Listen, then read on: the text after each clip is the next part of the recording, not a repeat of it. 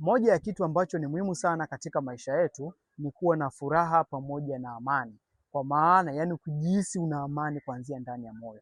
Lakini kwa sasa hivi watu wengi sana wanakosa ile furaha kwa sababu ya vitu ambavyo vinakuwa vinawazunguka wakati wote. Kwa sababu hauwezi kuwa na furaha hali ya kuwa unaamka asubuhi haujui unaenda wapi. Hauwezi kuwa na furaha hali ya kuwa mshahara wako ni mdogo kila siku na mahitaji yanazidi kuongezeka. Hauwezi kuwa na furaha hali ya kuwa haujui ufanye nini ili uweze kuongeza pesa. Sasa mimi nikusaidie tu jambo moja. Una uwezo wa kufanya kitu ambacho kinaweza kukusaidia kupata pesa nyingi, lakini kupitia mtaji mdogo tu ambao wewe mwenyewe unaweza usifikirie kwamba inaweza ikawa ni chachu ya wewe kuweza kubadilisha maisha yako. Ikiwa ni wewe ambaye unahitaji kuweza kupata furaha na ile amani, kupata uhuru wa kifedha, uhuru wa kipato, lakini una mtaji mdogo tu, haujui namna gani ambavyo unaweza kuutumia. Comment hapo chini neno nifunze, nitakusaidia kutokea hapo kuweza kujifunza biashara ambayo ni rahisi lakini kwa mtaji mdogo na ukaingiza pesa nyingi sana ukiwa bado kijana.